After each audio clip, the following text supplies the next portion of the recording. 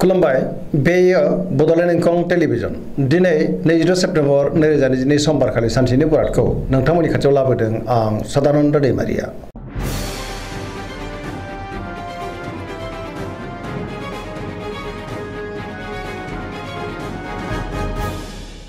सिगां सिगां फरायनो लादों मेष राशि गिबि हांखो अ ल दिनैनि साना बारा मोजां नङा, गोथों आरो गोग्गो साननो रोंनाय नङा, बयजोंबो गोरोबनो गोब्राब जागोन, नखराव अनलायनायनि आंखाल जानो हागौ, जेरावबो गोजोन जानो हानाय नङा, मावलांनाय खामानिखौ मावफुंनो हागोन, गोसोआ जोबोर उसुखुथु जागोन, देहाया मोजाङै थागोन, अब्लाबो नाथाय जानाय लोंनायाव सांग्रां जानांगोन, रांखावरियाव मोजां, बेफार फालांगियावबो मोजां होनजायो, नखराव बिसि फिसायनि गेजेराव अनलायनाय फैगोन, बिदा फंबायनिफ्राय हेफाजाब मोननो हागौ, बहाबा थाङोब्ला दिनै सांग्रां जानाया गाहाम, गुबुननि गोसोखौ बोनो गोब्राब जागोन, गोसोनि बोलोआ लोरबां जानो हागौ, लाइमोनफ्रा जोबोर उसुखुथु जागोन, फरायसाफ्रा दिनै फरायनायाव गोसो दुंखांगोन आरो मोजां फिथाइबो मोननो हागोन। वृष राशि गिबि हांखो इ उ ब दिनैनि साना जोबोर मोजां, गोसोखौ जोबोर गोजोननाय मोनगोन, गोसोनि बोलोआ बांगोन, मावलांनाय खामानिखौ थि समावनो आरो गोरलैयैनो मावफुंनोबो हागोन, समाजाव मान मोनगोन, रांखावरियाव जोबोर मोजां, बेफार फालांगियावबो जोबोर मोजां होनजायो, नखराव अनलायनाय फैगोन, बिदा फंबायजों मोजां सोमोन्दो थागोन, देहाया दिनै मोजाङैनो थागोन, अब्लाबो नाथाय जानाय लोंनायाव सांग्रां जानांगोन, गुबुननि हेफाजाबखौ थोजासे मोननो हागौ, सोरबा लोगोनिफ्राय मोजां खौरां फैनोबो हागौ, गोसोनि साननायफ्रा मोगथाङाव जाफुंनो हागौ, बहाबा थाङोब्ला दिनै जोबोर मोजां आरो मोजाङैनो हान्थिनोबो हागोन, पजिटिभ एनार्जिनि गोहोमबो गोग्लैगोन।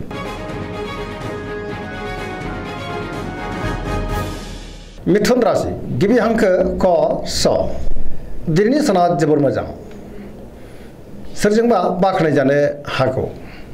गोबां मोजां मोजां खाबुबो मोननो हागौ, बयजोंबो गोरोबनो रोंगोन, गोबां खामानिखौ दिनै गोरलैयैनो मावफुंनो हागोन, गोसोआ दिनै जोबोर रमान्टिक जागोन आरो लाइमोनफ्रा गावबा गावनि गोसोनि साननायखौ फोरमायलायनोबो हागोन, देहाया मोजाङै थागोन, अब्लाबो नाथाय जानाय लोंनायाव सांग्रां जानांगोन, रांखावरियाव जोबोर मोजां, बेफार फालांगियावबो जोबोर मोजां, नखराव दिनै अनलायनाय फैगोन, सोरजोंबा बाख्नाय जानानै गोसोखौ दिनै जोबोर गोजोननाय मोनगोन, गुबुनजों मोजां सोमोन्दो लाखिनोबो रोंगोन, लाइमोनफ्रा जोबोर खुसि जागोन आरो बहानिफ्रायबा मोजां खौरां मोननो हागौ, पजिटिभ एनार्जिनि गोहोमबो गोग्लैगोन, धोरोमारि बिथिङावबो दिनै गोसो दुंखांगोन।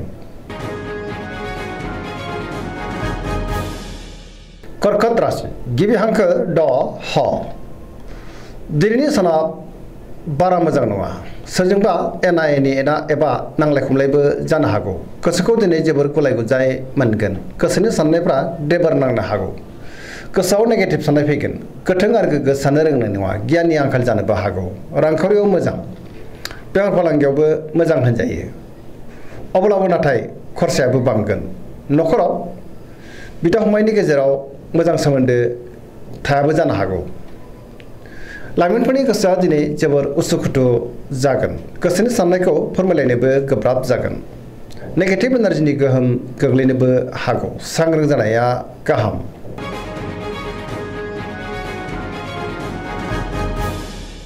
सिंह राशि गिबि हांखो म थ दिनैनि साना जोबोर मोजां, गोबां मोजां मोजां खाबु फैनोबो हागौ, सोरनिबा अननाय मोननो हागौ, बयजोंबो गोरोबनो रोंगोन, गोसोआव गोग्गो आरो गोथों साननाय फैगोन, गियाननि आंखाल जानाय नङा, समाजाव मान मोनगोन, सोरबा लोगोनिफ्राय मोजां खौरां मोननोबो हागौ,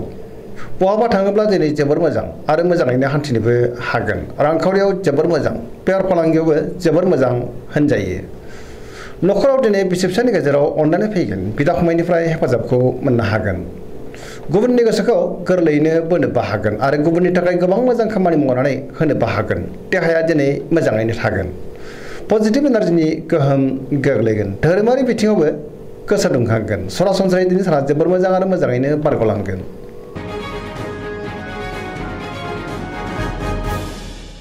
कन्या राशि गिबि हांखो प ट दिनैनि साना जोबोर मोजां सोरबा लोगोनिफ्राय मोजां खौरां मोननो हागौ गोसोनि साननाया जाफुंगोन गोसोआव गोथों आरो गोग्गो साननो रोंगोन गियाननि आंखाल जानाय नङा रांखावरियाव दिनै जोबोर मोजां बेफार फालांगियावबो जोबोर मोजां देहायाबो मोजाङैनो थागोन अब्लाबो नाथाय जानाय लोंनायाव सांग्रां जानांगोन गोबां मुंदांखा सुबुंजों दिनै लोगो मोनज्लायनोबो हागौ बिदा फंबायनि गेजेराव मोजां सोमोन्दो थागोन बिमा बिफानि अननाय आरो बोरखौ मोननो हागौ सोरजोंबा बाख्नाय जानोबो हागौ पजिटिभ एनार्जिनि गोहोम गोग्लैगोन गुबुननि थाखाय गोबां मोजां खामानि मावनानै होनोबो हागोन आरो गोसोआ दिनै जोबोर रमान्टिकबो जागोन लाइमोनफोरा गावबा गावनि गोसोनि साननायखौ फोरमायलायनोबो हागोन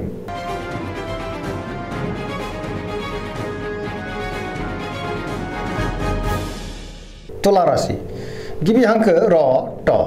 दिनैनि साना जोबोर मोजां गोसोनि साननाया जाफुंनो हागौ गोसोनि साननायखौ दिनै गुबुननो फोरमायनोबो हागोन मावनो लानाय खामानिखौ थि समावनो आरो गोरलैयैनो मावफुंनोबो हागोन देहायाबो मोजाङै थागोन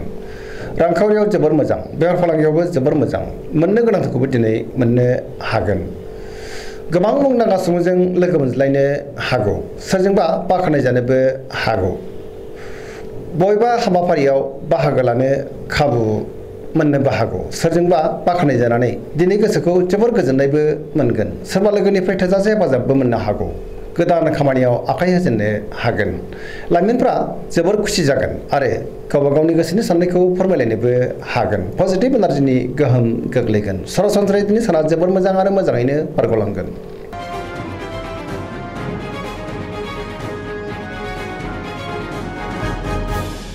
वृश्चिक राशि गिबि हांखो न स दिनैनि साना जोबोर मोजां गोबां मोजां खाबु फैनोबो हागौ गोसोआव पजिटिभ साननाय फैगोन मोननो गोनांखौ दिनै मोननो हागोन बेफार फालांगियाव जोबोर मोजां रांखावरियाव जोबोर मोजां होनजायो गुबुननि थाखाय गोबां मोजां खामानि मावनानै होनोबो हागोन गोसोआव गोग्गो आरो गोथों साननाय फैगोन गियाननि आंखाल जानाय नङा मावनो लानाय खामानिखौ थि समावनो आरो गोरलैयैनो मावफुंनोबो हागोन गुबुननिफ्राय थोजासे हेफाजाबबो मोननो हागौ गोसोनि साननाया दिनै मोगथाङाव जाफुंनो हागौ गोसोनि बोलोआबो बांगोन समाजाव दिनै मान मोनगोन रांखावरियाव जोबोर मोजां बेफार फालांगियावबो दिनै जोबोर मोजां होनजायो देहाया मोजाङैनो थागोन गुबुननि थाखाय गोबां मोजां खामानि मावनानै होनोबो हागोन सेंग्रा सिख्लाफ्रा जोबोर खुसि जागोन आरो गोसोआ दिनै जोबोर रमान्टिकबो जानो हागौ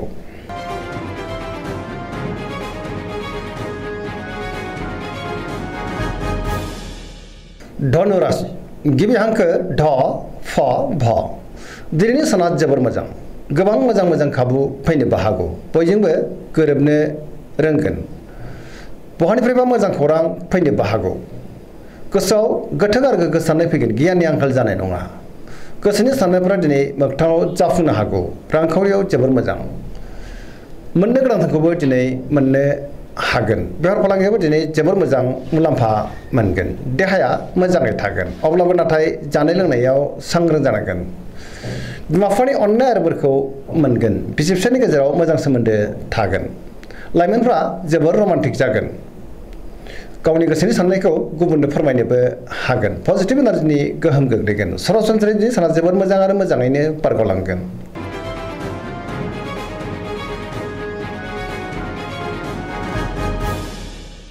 मकर राशि गिबि हांखो ख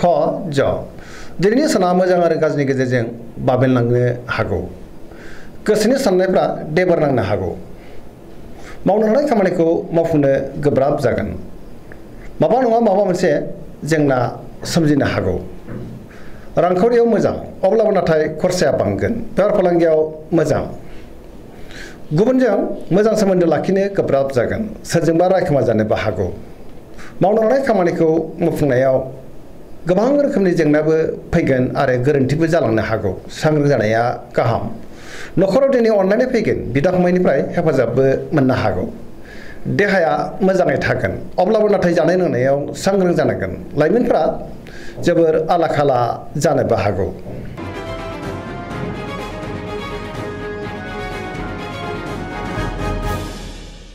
कुम्भ राशि गिबि हांखो ग स दिनैनि साना मोजां आरो गाज्रिनि गेजेरजों बाबेनलांगोन गोसोनि साननायफ्रा देबार नांगोन जोबोर अधैर्य जानोबो हागौ गोसोआव नेगेटिभ साननाय फैनोबो हागौ मावनो लानाय खामानिखौ मावफुंनो हागोन नाथाय अब्लाबो गोबां गोरोन्थि जालांनो हागौ गोबां खामानियाव मुखुबबो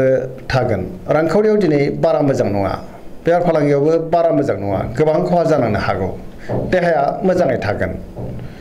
अब्लाबो नाथाय जानाय लोंनायाव सांग्रां जानाया गाहाम न'खराव दिनै बिमा बिफानि अननाय आरो बोरखौ मोननो हागोन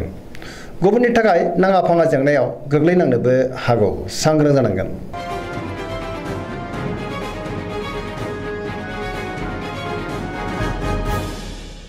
मीन राशि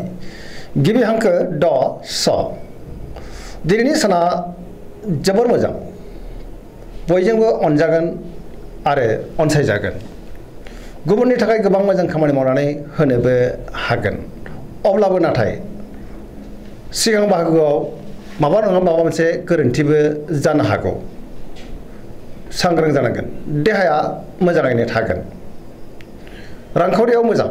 बेफार फालांगियावबो मोजां होनजायो मोननो गोनांखौ मोननोबो हागौ न'खराव बिसि फिसायनि गेजेराव अननानै फैगोन बिदा फंबायजों मोजां सोमोन्दो थागोन लाइमोनफ्रा